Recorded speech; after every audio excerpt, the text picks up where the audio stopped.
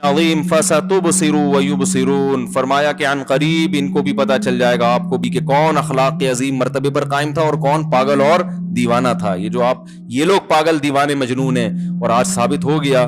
کوئی نام لیتا ہے ابو جہل کا، ابو لہب کا، ولید ابن مغیرہ، عتبہ ابن ولید، ان سرداروں کا جو یہ نبی کو تانے دیا کرتے تھے، سب کے قصے ختم۔ اب ہم ان کہتے ہیں بیوقوف تھے، سید الانبیاء کو انہوں نے دیکھا، ہم 1400 سال بعد بغیر دیکھے ایمان لا رہے ہیں۔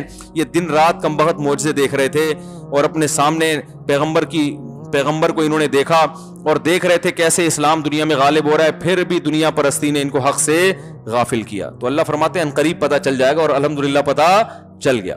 لو تدہنوا فیدہنون، فرمایا اصل میں ان کی خواہش یہ ہے، اصل مسئلہ دیوانگی اور جنونیت کا نہیں ہے، ان کو پتہ ہے کہ آپ مجنون اور دیوانے نہیں ہیں۔ اصل مسئلہ یہ ہے کہ لو تدہنوا، یہ چاہتے ہیں کہ آپ تھوڑا سا اپنی دعوت اور تبلیغ میں جو تھوڑا سا ریورس ہوں، اپنے موقف میں تھوڑی سی نرمی پیدا کریں، کچھ کمپرومائز کر لیں ان کے ساتھ۔ آپ نے بھی ایک دم جو دعوت دی ہے کہ سارے بت غلط، صرف ایک الہ، تو تھوڑا سا پروٹوکول ہمارے بتوں کو بھی دے دیں بھائی، بالکل غلط قرار دینے کے بجائے بھائی تھوڑا سا، سب کو برا بھلا کہنے کے بجائے کسی کو مستثنا کر دیں۔ تو فیدہنون، فرمایا اگر آپ تھوڑا سا پیچھے ہٹے، فیدہنون، تو یہ بھی اپنے موقف میں لچک اور نرمی پیدا کر لیں گے۔ اسی کو سورہ یونس میں یوں بیان کیا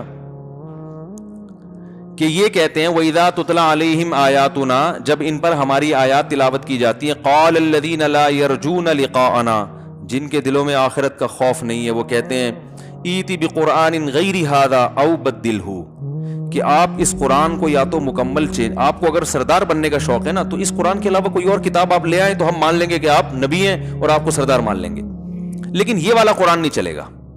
یہ تو بالکل کلیئر کٹ بات کر رہا ہے، یہ تو کہہ رہا ہے زانی، زنا حرام ہے، شراب حرام ہے، اور ایک خدا کی توحید کا قائل ہے۔ یہ تو باپ دادا ہمارے اتنے عرصے سے کیا گھاس کھا رہے تھے ہیں بھائی، تو یہ تو کلچر کو آپ بالکل ہی کیا کر رہے ہیں، چینج کر رہے ہیں۔ ایتی بقرآن غیر ھذا، تو کوئی اور کتاب لے آئیں، او بدلہ، یا اس میں کچھ چینجنگ کر دیں، اس میں کیا کر دیں، چینجنگ، کچھ آپ کا ہوگا، کچھ ہماری طرف سے ایڈیشن ہو جائے گی اس میں۔ تو جو نیا ایڈیشن قرآن مجید کا آئے گا وہ سب کے لیے ایکسیپٹیبل ہوگا، قابل قبول ہوگا۔ جیسے آج کل دنیا میں تحریکیں چل رہی ہیں نا کہ تمام ادیان کو ملا کے بولو بھائی ایک کھچڑی پکا کے رکھ دی جائے، اس میں ہندوازم کے لیے بھی جگہ ہو، اس میں سکھوں کے لیے بھی ہو، اس میں عیسائیوں کے لیے بھی ہو، اس میں یہودیوں کے لیے بھی ہو، کچھ اسلام کا بھی تڑکا اس میں لگا دیا جائے، صحیح ہے نا؟ ہندو مسجد جا رہے ہوں، مسلمان مندر جا رہے ہوں، کبھی کبھار ہندو مسجد آیا کریں تو کبھی کبھار مسلمان بھی مندر چلے جایا کریں، تو کبھی عیسائی جمعہ پڑھ لیا کریں تو کبھی آپ بھی چرچ چلے جایا کریں۔ اس سے کیا پیدا ہوگا؟ معاشرے میں محبتیں پیدا ہوں گی، برداشت پیدا ہوگی، اور معاشرے میں امن پھیلے گا وغیرہ وغیرہ، اور شدت پسندی کا اس سے کیا ہوگا؟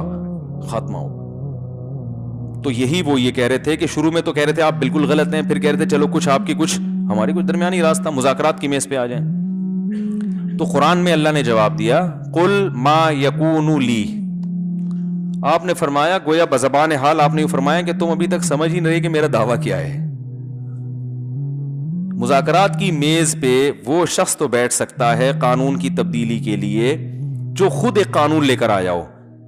آپ صلی اللہ علیہ وسلم اگر انسانیت کی خیر خواہی کے لیے خود ایک لا مرتب کرتے کہ بھائی یہ معاشرے میں غلط ہو رہا ہے، یہ صحیح ہو رہا ہے، تو اس کو ہم چینج کرنا چاہتے ہیں، کچھ چینجنگ آ جائے گی، تو اس میں جب مخالفت ہو رہی ہے تو بھائی کچھ تھوڑا سا لچک پیدا کر لو، something is better than nothing, تو یہ ایسے موقع پہ تو چلتا ہے، صحیح ہے نا؟ تو نبی نے کیا جواب میں یہ فرمایا کہ بھائی یہ قانون میں تھوڑی پیش کر رہا ہوں، میری رائے کا اس میں ذرہ برابر بھی دخل نہیں ہے، یہ ہے محمد صلی اللہ علیہ وسلم کی پوزیشن کہ میں اپنی طرف سے کچھ یہی میں تمہیں سمجھا رہا ہوں 13 سال سے، 10 سال سے یہی سمجھا رہا ہوں کہ بھائی میں جو کچھ کہہ رہا ہوں یہ میں نہیں کہہ رہا، یہ اللہ کہہ رہا ہے، میری زبان استعمال ہو رہی ہے، مجھ پہ فرشتہ وہی لے کر آتا ہے، اس کا پیغام ڈیلیور کر رہا ہوں میں۔ تو اگر مذاکرات کرنے ہیں تو اللہ سے کرو نا, مجھ سے کیوں کر رہے ہو؟ نہیں آ رہی بات میرا خیال ہے. یہی تو فرق ہے اسلام میں اور دنیا کے دیگر قوانین میں, کہ دیگر قوانین کی نسبت کس کی طرف ہے؟ انسانوں کی طرف. اسلام کی نسبت اللہ کی طرف. اب اس میں چینجنگ کا آپشن ہی ختم کر دیا. یا تو مسلمان یہ مانے کہ یہ اللہ کا قانون نہیں ہے, پھر وہ کہہ سکتا ہے زمانے کے حساب سے اس میں کانٹ چھانٹ ہم کریں گے. بھائی آج کل پردہ بڑا مشکل ہے تو تھوڑا پردے کی سیٹنگ آؤٹ کر دو. آج کل ڈپریشن بہت زیادہ, ایکچولی آج کل جو لبرل لوگ آ رہے ہیں نا, جو دین میں چینجنگ کرتے ہیں, وہ اسی قسم کے ٹوپی ڈرامے والی باتیں کر رہے ہوتے ہیں. ایکچولی اصل میں اب آپ خود دیکھیں ایک آدمی کہاں جائے بیچارہ, ایکچولی کر کے نا اب ڈپریشن میں ہے تو شراب کے 2 گھونٹ پی لیے تو کیا ہو گیا اس سے. تو ایکچولی کر کے اب 4 شادیوں پر بھی اسی طرح پابندی لگاتے ہیں. بھائی وہ زمانہ اور تھا, بڑی طاقتیں ہوا کرتی تھی مردوں میں اس وقت, اور اس وقت بڑا حوصلہ تھا. اس زمانے میں بھائی نہیں ہو سکتا. آج کل دیسی گھی کہاں کھا رہے ہیں, ڈالڈے کھا کھا کے تو جوان ہو رہے ہیں بچے ہیں. وہ زمانہ اور تھا, یہ زمانہ اور ہے بھائی. نہیں تو ہر چیز کا بیڑا, داڑھی پر بھی یہی. بھائی وہ داڑھی تو اس زمانے کا کلچر تھی, وہ تو سب رکھا کرتے تھے. ابو جہل کی بھی داڑھی تھی, ابو لہب کی بھی داڑھی تھی, اور فرعون کی بھی داڑھی تھی. تو کلچر کے حساب سے رکھا ہے. تو آج تو ایک ماڈرن دور ہے, داڑھی رکھ کے تو آپ عجیب سے لگتے ہیں معاشرے میں. پڑھا لکھا آدمی تو وہی ہوتا ہے جو بالکل کلین شیو, خدا نہ خواستہ کسی بغیر داڑھی والے کا مذاق اڑانا مقصد نہیں, لیکن جو داڑھی کا انکار کرتے ہیں ان کے دلائل یہی ہوتے ہیں. بھائی وہ کلچر تھا تو نبی نے حکم دے دیا کہ بڑھا لو. تو ہر حکم کو کا بیڑا غرق ہو رہا ہے کہ نہیں ہو رہا؟ داڑھی کا حکم تو تورات میں آج تک موجود ہے کہ اللہ نے موسیٰ علیہ السلام کو کوہ طور پہ بلا کے کہا کہ اپنی قوم کو کہہ دو کہ داڑھی مت کاٹنا. تبھی آج یہودی بھی داڑھی رکھتے ہیں. میں نے خود یہودی دیکھے ہیں داڑھیوں والے. کلپ آ جائے گا, اسرائیل سے تعلقات ہیں ان کے. ہمیں تو یہاں کوئی یہودی نظر نہیں آتا ان کو, یہاں نہیں دیکھے, بیرون ملک دیکھے ہیں. تو ہم نے خود داڑھی والے یہودی دیکھے ہیں, اور رکھتے ہیں اتنی بڑی بڑی داڑیاں. ہماری تو پھر بھی چھوٹی ہوتی ہیں, بڑھتی نہیں ہیں. ان کی تو وہ یہاں تو اتنی اسپیڈ سے داڑیاں بڑھ رہی ہوتی ہیں ان کی. تو ہم تو پھر بھی گنجائش دیتے ہیں نا, ایک مٹھی سے زیادہ کاٹنا جائز ہے. یہودی کہتے ہیں ایک مٹھی سے زیادہ کاٹنا بھی جائز نہیں ہے, بڑھاؤ بس. وہ کہتے ہیں اس کی بھی اجازت نہیں ہے, بڑھاؤ فل. تو نبی صلی اللہ علیہ وسلم نے حکم دیا, بھائی آپ سے نہیں رکھی جا رہی تو اسلام کو تو چینج نہ کرو نا میرے بھائی. اب بولو یار میں اللہ سے دعا مانگتا ہوں. دیکھو کتنے لوگ ہیں نماز پڑھتے ہیں, نہیں پڑھتے نا بہت سے, لیکن مانتے ہیں اسلام میں نماز ہے. کتنے لوگ ہیں ابا اماں کی فرما برداری کرتے ہیں, لیکن مانتے ہیں بھائی ابا کو راضی رکھنا چاہیے, اماں کو خوش رکھنا چاہیے. تو نہ ماننا خطرناک ہے, عمل نہ کرنا یہ عملی کوتاہی ہے, اس کی اصلاح ہو سکتی ہے.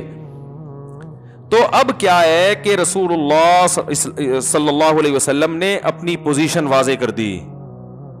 قرآن میں اللہ نے حکم دیا, قل اے نبی آپ ان سے کہہ دیجئے کہ تم جو مجھے کہہ رہے ہو کہ دوسرا قرآن آلٹرنیٹ لے آؤ یا تھوڑی سی اس میں کیا ہو جائے چینجنگ.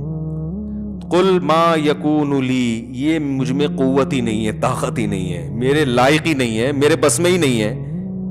ان ابدلہ من تلقاء نفسی, کہ میں اپنی طرف سے اس میں کچھ چینجنگ کر دوں.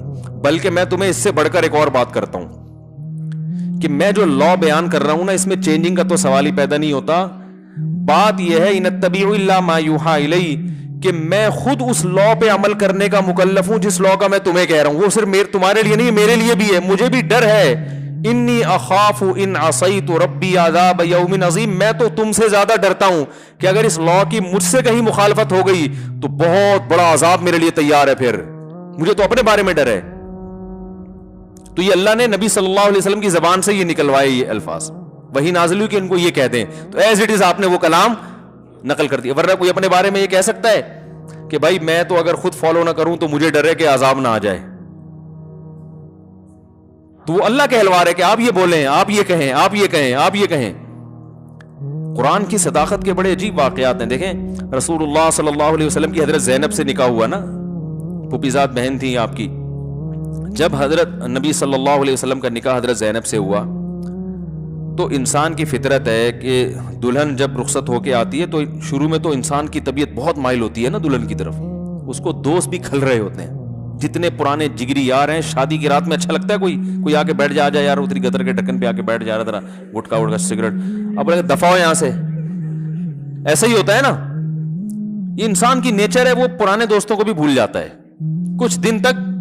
پھر اس کے بعد دلہن ساری زندگی روتی رہتی ہے ٹائم پہ گھر, بس وہ ٹائم پہ اسی دن گھر آیا ہوتا ہے وہ. ایک ہفتے تک. اس کے بعد پھر وہی گٹر کے ڈھکن اور دوست آوارہ ہو جاتا ہے. وہ بیچاری روتی رہتی ہے میں اپنے باپ کا گھر چھوڑ کر آئی اور یہ ٹائم نہیں دیتا. شکایتیں آتی ہیں نا خواتین کی, تو یہی شکایتیں ہوتی ہیں, ٹائم ہی نہیں دیتے. تو آپ صلی اللہ علیہ وسلم کی جب حضرت زینب سے نکاح ہوا تو آپ کی طبیعت بھی ان کی طرف مائل تھی. تو اب کیا ہوا ہے کہ ولیمہ کیا آپ صلی اللہ علیہ وسلم نے, صحابہ آئے, ایک تو کھانا پکنے میں ابھی ٹائم تھا, پہلے ہی آ کے صحابہ کو تو نبی سے ملاقات کا موقع چاہیے تھا نا, کہ یار چلو نبی نے دعوت کی ہے پہلے پہنچ جاؤ, 1 گھنٹہ پہلے ہی چلے جاؤ. نبی کے گھر میں بیٹھنا نصیب ہو رہا ہے, نبی کے دسترخوان پہ, وہ تو محبت میں کر رہے ہیں, اور پھر کھانا کھانے کے بعد بھی بیٹھے ہوئے ہیں. آپ صلی اللہ علیہ وسلم کو اس سے تکلیف ہو رہی تھی, آپ صلی اللہ علیہ وسلم کو اس سے تکلیف ہو رہی تھی. آپ صحابہ کو یہ کہہ نہیں پا رہے تھے کہ یہاں سے جاؤ, کیونکہ ایسے موقع پہ انسان کو حیا آتی ہے, شرم آتی ہے. دولہا جو ہے نا وہ یہ کہتے ہوئے, اگر وہ عزت دار ہے, خاندانی ہے, تو یہ کہتے ہوئے چلے جاؤ تو دوست مذاق بھی اڑا سکتے ہیں, ابے بھائی اتنا کیا ابھی جو ہے نا وہ اتنے عرصے بعد تجھے ملی ہے دلہن, کیا پہلی دفعہ تیری شادی ہو رہی ہے کیا دنیا میں, ایسے تانے بھی دیتے ہیں نا, ابے ہمیں پتا تھا بدل جائے گا, تم تو پہلے ہی کہہ رہے تھے, باتیں کرنا آسان ہے. انسان کو ایسے موقع پہ حیا آتی ہے. تو آپ صلی اللہ علیہ وسلم اس طبعی حیا کی وجہ سے, طبعی رغبت بھی ہے بشر ہونے کی وجہ سے, اور طبعی حیا بھی آ رہی ہے, صحابہ سے کہتے ہوئے آپ شرما بھی رہے ہیں, لیکن آپ کو تکلیف ہو رہی ہے کہ بھی جا کیوں نہیں رہے.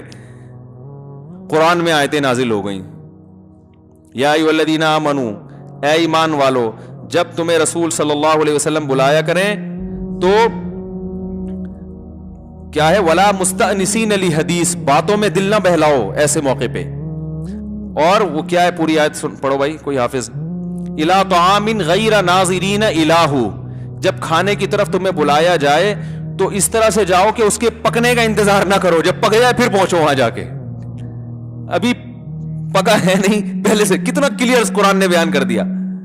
اور آگے اللہ نے فرمایا کہ رسول اللہ صلی اللہ علیہ وسلم یستحیی منکم, تم سے حیا کرتے ہیں. نبی کے دل میں یہ بات ہے مگر بیان نہیں کر پا رہے, لیکن اللہ اس معاملے میں حیا نہیں کرتا, وہ بات کو بیان کر دیتا ہے. تو اب آپ بتاؤ کہ کہاں تو نبی اپنی زبان سے یہ بات کہتے ہوئے حیا کر رہے تھے, اور اللہ نے پوری آیتیں بنا کے نازل کر دی. تو آپ صلی اللہ علیہ وسلم کو یہ آیتیں سناتے ہوئے کتنی حیا آ رہی ہوگی, ہے بھائی.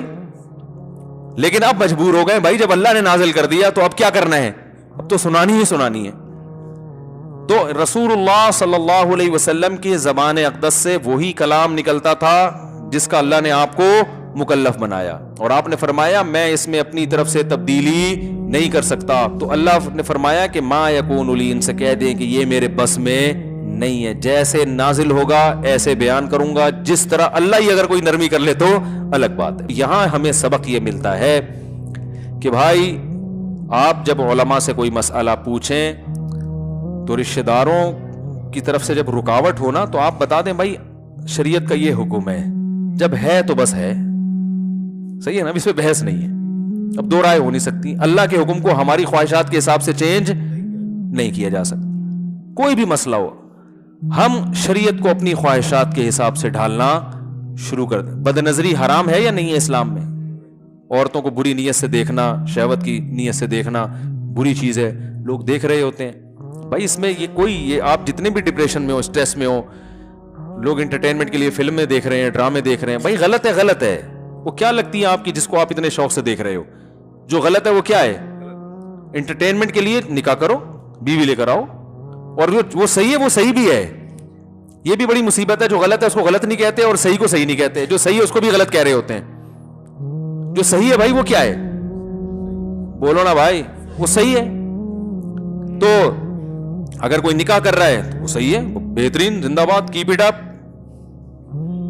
صحیح ہے نا, اس کو اپریشیٹ کرو, ماشاءاللہ بھائی, ہٹو بچوں.